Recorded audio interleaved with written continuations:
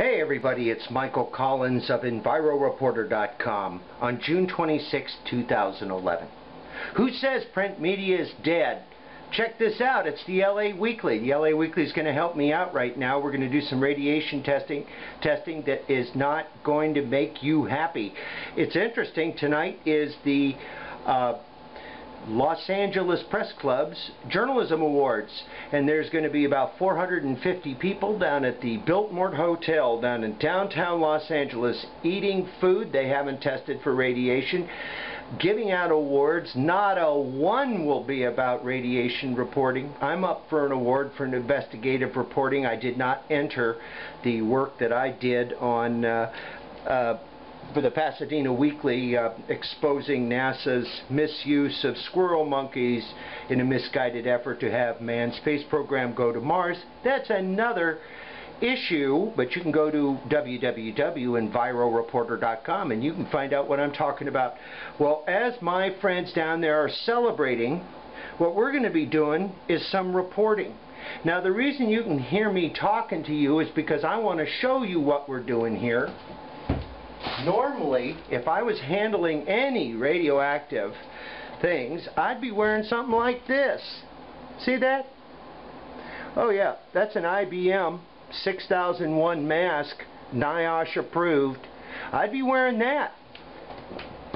I'd also be wearing this, which, by the way, I'm going to put on right now because it doesn't interfere with my voice. So you can hear me and I'll still have these glasses on. And of course, naturally, you got to have your surgical gloves on. So I'm going to put these surgical gloves on and I'm going to move something over and onto the ground here that you need to see. It's one of two HEPA filters that Denise Ann and I have running in EnviroReporter.com's radiation station, which has been in operation since the 15th of March, the Ides of March. So this Honeywell model we bought at Sears, excellent, excellent price. See that there? Just a lovely, lovely machine. Well, what it's supposed to do is take air particulates out of the air and make it so you can't breathe them. Well, thank goodness we bought it because, well, you're going to see why. So what I'm going to do here is unscrew the filter.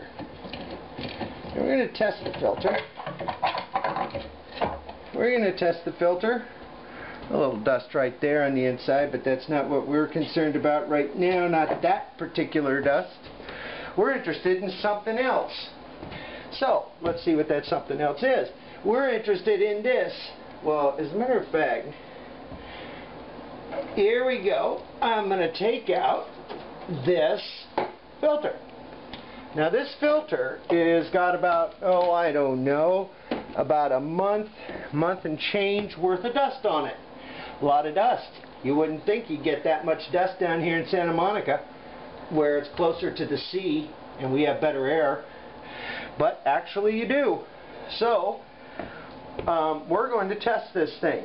Now, we just did an interior average on the radiation in here, and we came up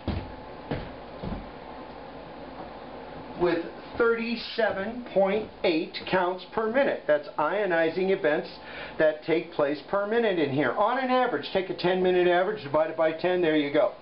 So what I'm going to do now is get the nuclear radiation monitor, but to do that I got to take these off because I've just touched goo. There's one dead pair of gloves. Now, here's our nuclear radiation monitor, the inspector. You're going to see that it's got this nifty protective device around it, and I have to thank Thomas of Porter Blog in St. Louis, who has the exact same model here, for turning us on to this. Porter Blog has been absolutely just an essential part of the Radiation Nation, determining what's going on in our country radiation-wise that the EPA is not testing for. 10 days before the Japanese admitted that there were 3 full meltdowns at the Fukushima Daiichi nuclear complex on the Pacific coast in Japan, 10 days before they admitted it. That these meltdowns started right when the disaster happened, in March 11th, the US EPA decided to cut out all special radiation testing.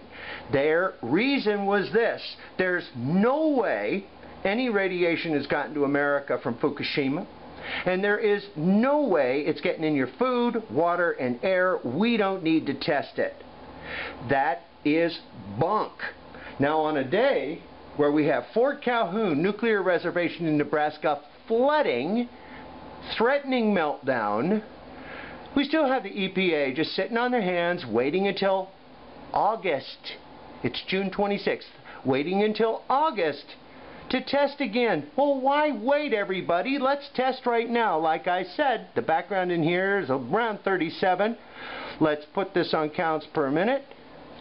Let's make sure all the buttons are right. Let's turn her on. Okay. I'm going to start clicking. 98% calibration. 20 counts per minute. See that there? Now I'm going to get a rubber band. I got a little door on the back of this device. See that? Well, I need that door to be open. You see that? That's my detector. It's 2 inches across. It's one of the best in the business. It can pick up alpha, beta, gamma, X-ray, and so-called nuclear radiation. Look at that, reading about 26 right here. Can you hear it? Sure you can. Let's see what happens when I get next to this filter.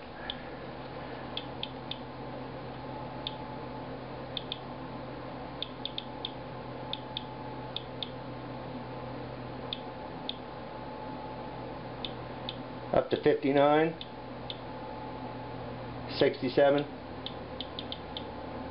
Ooh, cooking over here where the dust is thick. It's 93, 95, 107,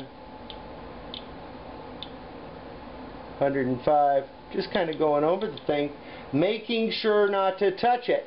Now, normally I would have a like I said, a face mask on. That way you would not that way I wouldn't be breathing this stuff in. Now, it's pretty well stuck to this filter, so I'm going to of course wear gloves. I want to see where it seems to be really popping off this here filter, and as you might expect, where it's thickest.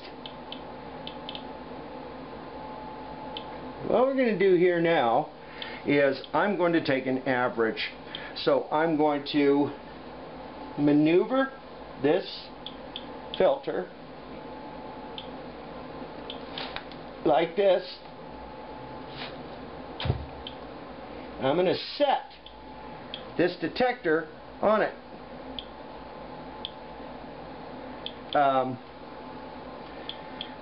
When I am done, I'm going to have to wash this protective thing because I don't want it to get any of this goo on it, because then it messes up my readings. So now let's just do that. Now I got to carefully balance this, and I'm going to aim you right over the top of it. And let's take a 10-minute average. Of course, every time I touch anything without my gloves on, I go wash my hands. We call it the radiation hand wash. So here we go. We're going to turn this off and set it to a timer. Timer is on. We're going to get it going. It's calibrated. It's got 10-minute going on. Let's see what we got going on here. Now make sure this baby doesn't fall over. Now I'm just measuring one side part of this.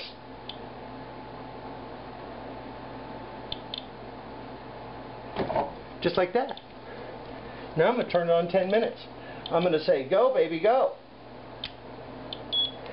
Now what it's going to do is it's going to start measuring everything that happens in 10 minutes.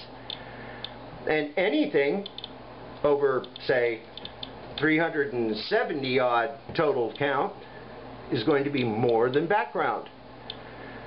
You get a 10-minute average, you divide it by 10, you got counts per minute. Right now we have 37.8 counts a minute.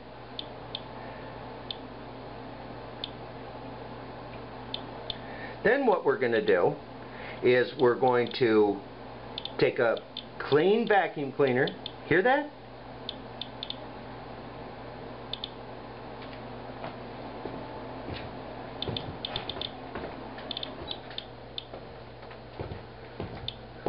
Take a clean vacuum cleaner, get all masked up, gloved up, goggled up, suck that dust off that there filter, and test the aggregate. But first we're going to test this.